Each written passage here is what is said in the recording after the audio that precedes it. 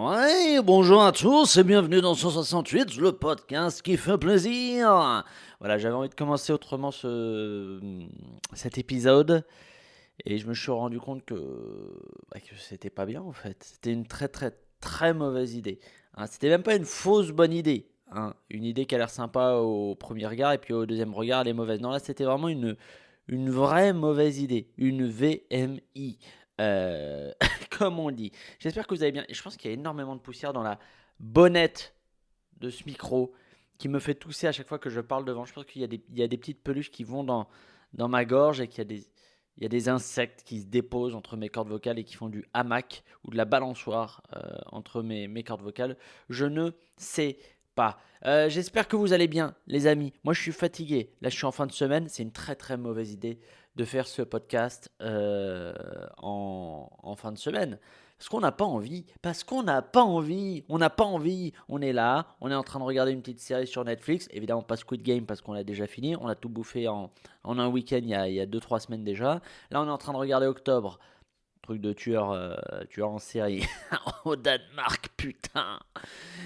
Et, euh, et donc on n'a pas envie de sortir de son lit, hein, qui est chaud, qui est accueillant, qui est large, parce qu'il y a du pouvoir d'achat, voilà. Moi je vais vous dire une chose, la première chose que j'ai faite quand j'ai commencé à avoir un chouïa d'argent, je me suis acheté un lit large, voilà, c'est tout, et un beau frigo, voilà, ça c'était des beaux symboles d'embourgeoisement. Là j'avais l'impression d'avoir réussi ma vie, ce qui n'est pas le cas. Ce qui n'est pas le cas, bien sûr. Bon, allez, les amis, qu'est-ce qui s'est passé pour moi cette semaine?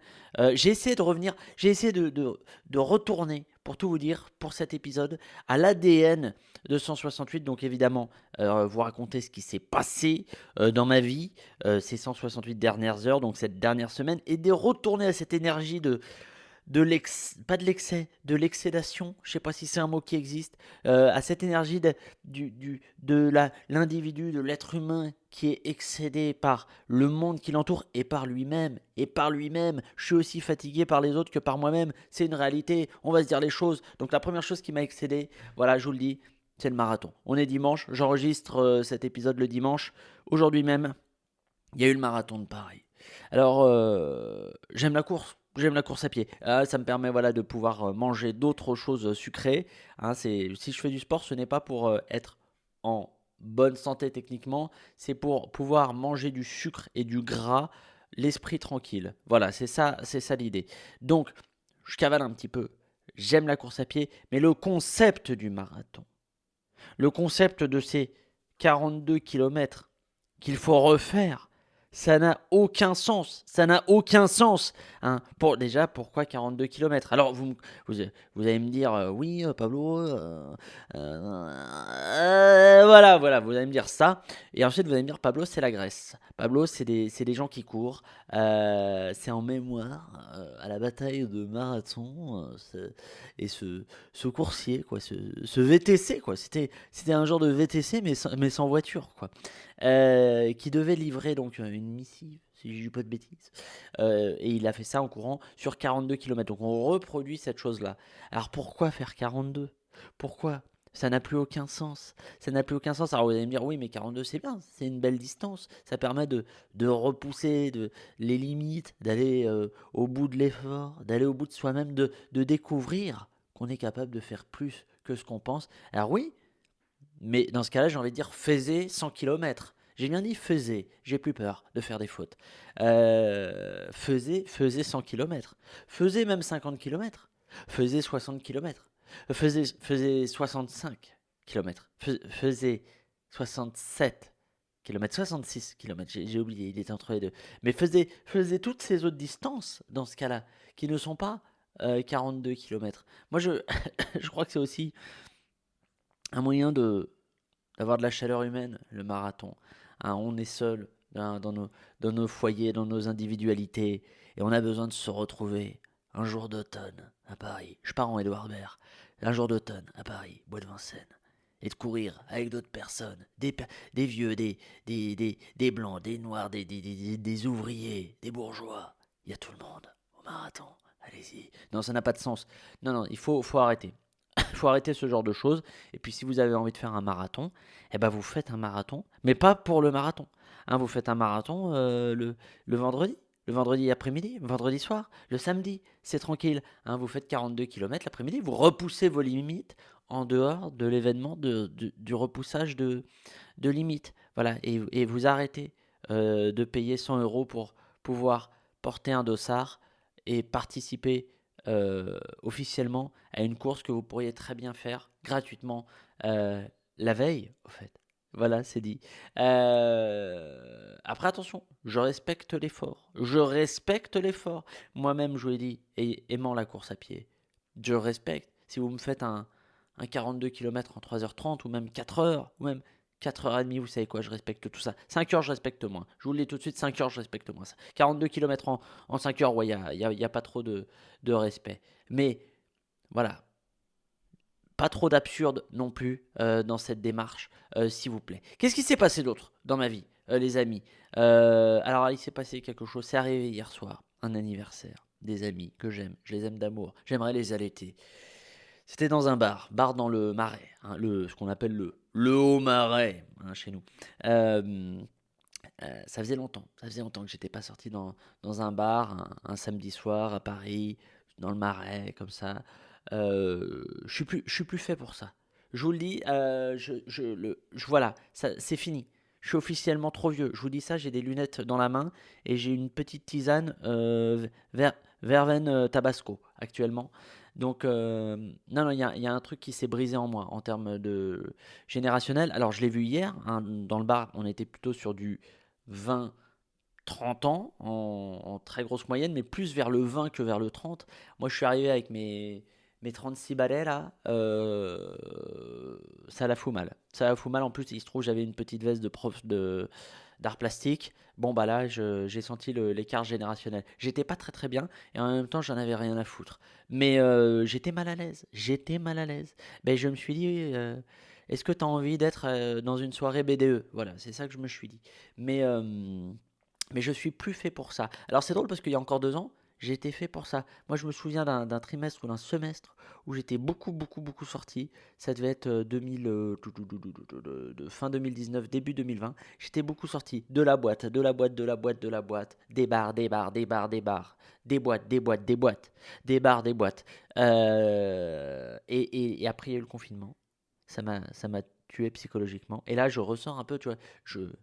Je sors un peu le museau du terrier, quoi. Je renifle un peu. Là, je vais dans un bar. Je fais ah non, bah en fait, je vais plutôt rester chez moi en position fétale à lire Schopenhauer, Le Monde comme volonté et représentation. Ouais, ben j'ai de la culture, effectivement. Non, mais je suis pas fait pour ça. Pourquoi? Bon, il y a déjà l'écart générationnel.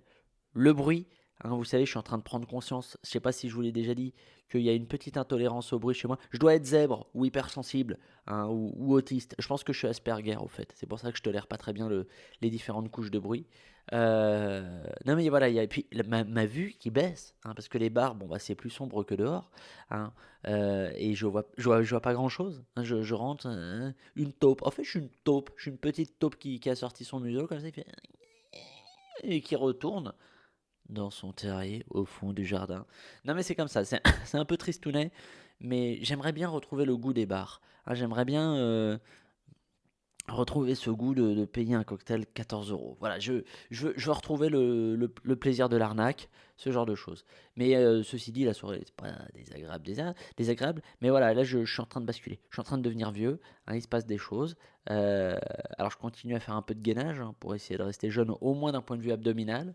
Mais sinon là, ça sent la vie. Ah ouais, voilà, j'ai un carnet, je regarde devant moi, j'ai un carnet Moleskine, j'ai une orchidée. Bon, bah, c'est plié, hein. C'est plié, là. On va vers la grande faucheuse, les amis, hein. Allez, qu'est-ce que je voulais vous dire d'autre? Ah oui, alors ça, j'ai vu ça. Bah tiens, ça m'est arrivé hier aussi. Soirée dans le bar, et puis la soirée juste avant, quand j'étais allé au théâtre, machin et tout ça. D'ailleurs, je suis allé voir Madame Fraise, donc Marc Fraise. C'est son deuxième ou troisième, je sais plus, spectacle. C'est pas mal, hein. C'est pas mal, c'est pas mal. Il est fort en jeu, hein. Il est fort en jeu, le Marc Fraise. Hein, c'est l'école du clown, c'est l'école du non-événement étiré jusqu'à la mort, jusqu'à ce que ça fasse rire et beaucoup rire.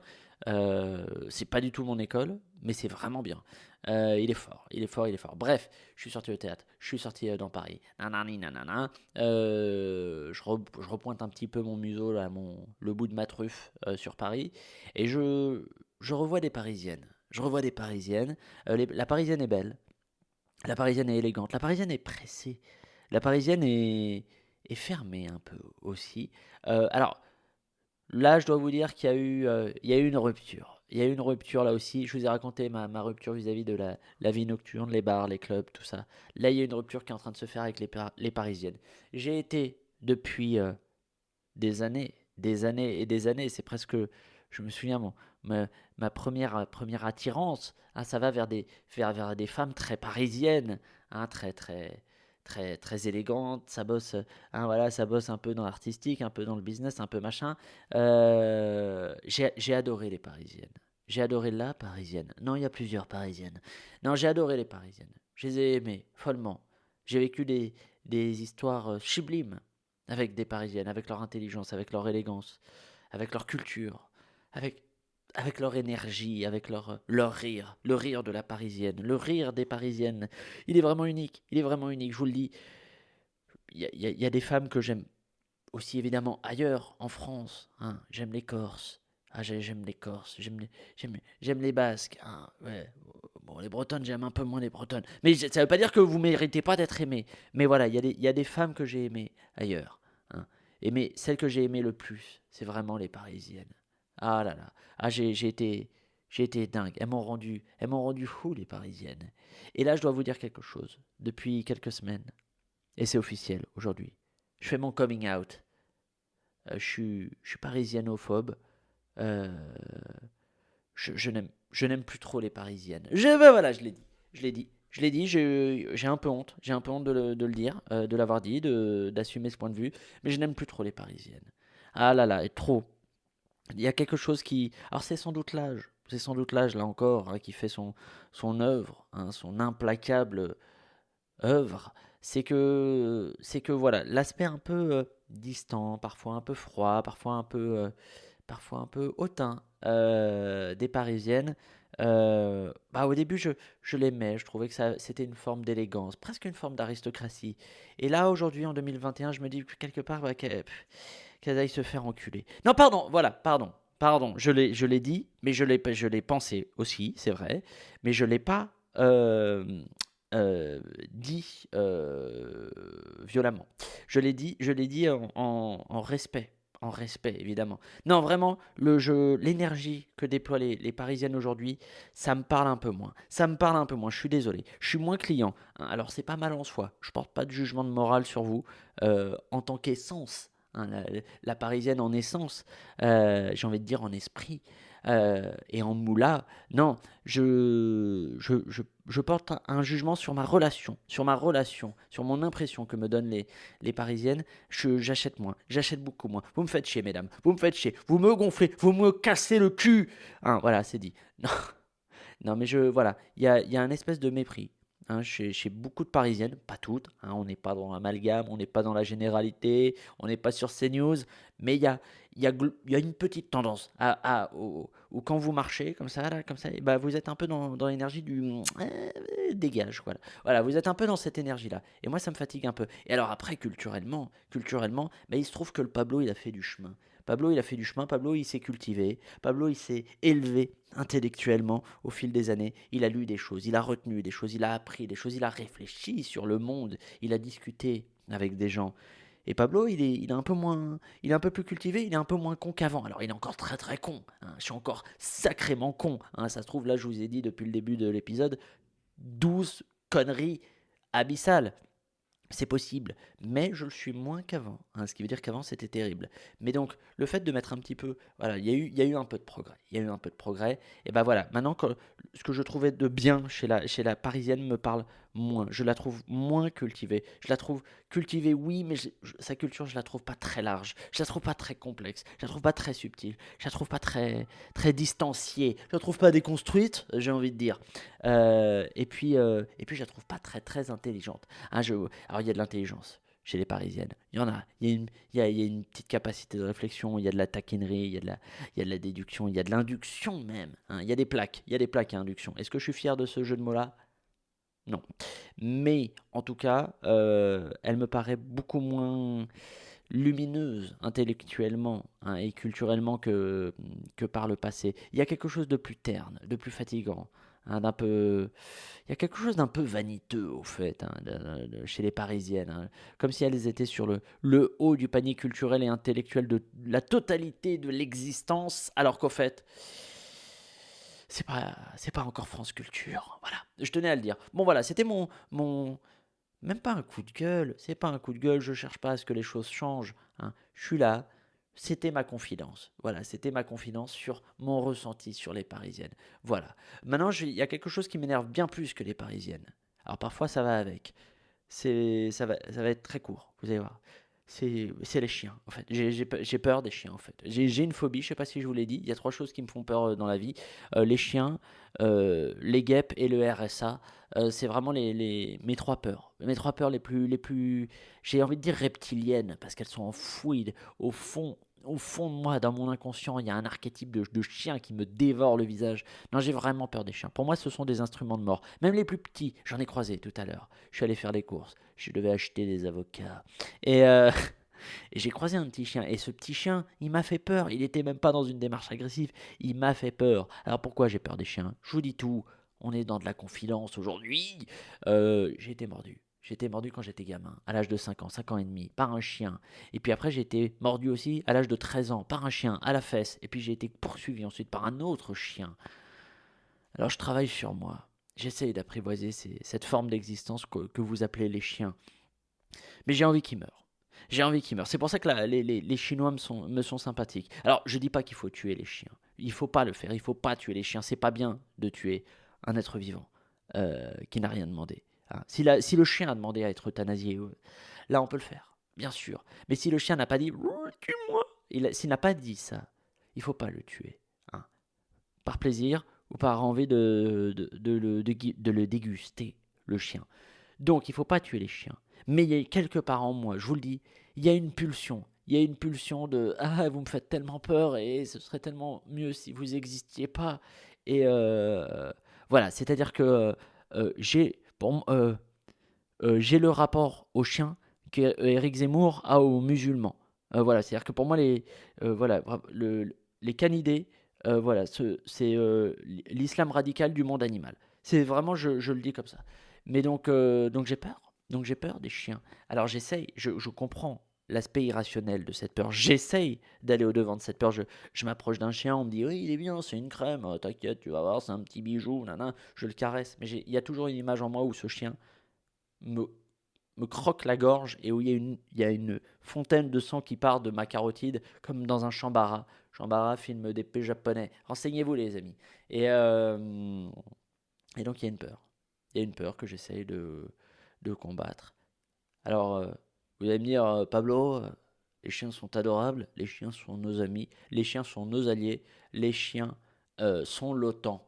Non, non, non, non, non, non, non, non, non. Après, moi, je suis toujours mal à l'aise avec les chiens qui sont en pleine ville et qui vivent dans des appartes, en fait. Là, je pense à eux pour le coup. Je me dis, c'est quand même des animaux qui ont. Naturellement, ils courent, en fait, ils vont vite, comme ça, ils sont véloces. Leur truc, c'est de se déplacer sur 50 mètres en 3 secondes. Donc, je me dis, peut-être un F2 ou un F3, c'est parfait pour les chiens. Peut-être c'est un peu plus fait pour un chat déjà. Un appartement, et encore, je suis pas sûr. Je pense que c'est fait pour une tortue, un appartement, hein. Ou les punaises de lit. Les punaises de lit, bon bah ça c'est fait pour les appartes. C'est même fait pour les lits, ça va pas au-delà du lit quoi.